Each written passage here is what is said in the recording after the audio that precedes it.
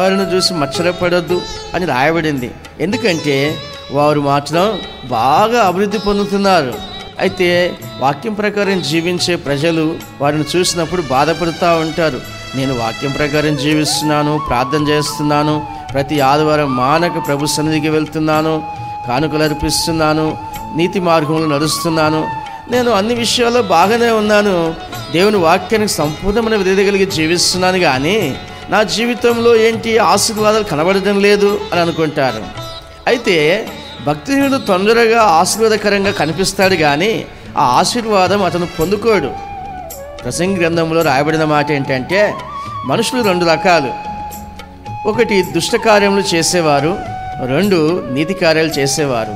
అయితే దేవుడు అందరికీ కూడా ఆస్తుపాస్తులు ఇస్తాడు, కానీ దేవుని చేత ఆశీర్వదింపబడిన వారు మాత్రమే వాటిని స్వతంత్రించుకుంటారు, వాటిని అనుభవిస్తారు. ఇది దేవుని ఆశీర్వాదం. అయితే దుష్టత్వం కలిగి భక్తిహీనత కలిగి జీవించే వారికి కూడా ఆస్తిపాస్తులు ఉంటాయి, అన్నీ ఇస్తాడు దేవుడు, కానీ వాటిని అనుభవించటకు వీలు కలగచేయడు. ఈ రోజున చూడండి నా ప్రియమైన సహోదరులారా, చాలామంది ప్రజలకు చాలా డబ్బు జీత రూపంలో లేక వ్యాపార రూపంలో లాభాలు ఎన్నో వస్తూ ఉంటాయి, కానీ వాళ్ళంతా కూడా వడ్డీలో కట్టడం, హాస్పిటల్స్ కట్టడం, వారి డబ్బు ఎక్కడికో వెళ్తూ ఉంటుంది. భార్య పిల్లలు తను అనుభవించలేని పరిస్థితుల్లో ఉంటారు. చివరికి అన్నీ పోగా వారికి ఉన్నది ఎంతయ్యా అంటే చాలా తక్కువ. వచ్చింది చాలా ఎక్కువనే, కానీ నాకు మాత్రం చాలా తక్కువ ఉంది అని అంటూ ఉంటారు. అంతేకాకుండా నెల వచ్చేసరికి మరి కొన్ని డబ్బులు వేరే వాళ్ళ దగ్గర అప్పు చేసుకుంటూ బతుకుతూ ఉంటారు. ఎంత ఉన్నా అప్పు చేసే బుద్ధి మాత్రం పోలేదు. ఎందుకు?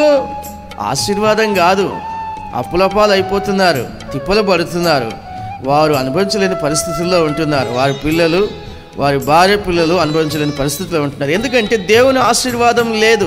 ఆస్తులు ఉన్నాయి, అనుభవించే పరిస్థితి లేదు. కారణం ఏంటి? దేవుని ఆశీర్వాదం లేదు. అందుకే ప్రసంగి అంటాడు, ఒకరికి అన్నీ ఇస్తాడు, మరొకరికి కూడా అన్నీ ఇస్తాడు. దేవుడు ఇచ్చిన ఆ యొక్క దీవెనకరమైన కష్టార్జితం అంతటినీ కూడా ఎవరు అనుభవించడానికి వీలు కలుగజేస్తాడో వారు దేవుని చేత ఆస్వాదింపబడి ఉన్నారని తలంచుకోవాలి. అయితే ఎవరైతే వారికున్నదంతా అనుభవించరో వారు జీవితకాలం అంతా సంపాదిస్తారే కానీ దాన్ని అనుభవించకుండా చనిపోతారు. చూసారా? వాళ్ళు దేవుని చేత ఆస్వాదింపబడిన వారు కాదు, వారు శపించబడిన వారు. జీవితకాలం అంతా కష్టపడతారు, కానీ అనుభవించేది లేదు. అయితే నీతిమంతుడు జీవితంలో అలా జరగదు.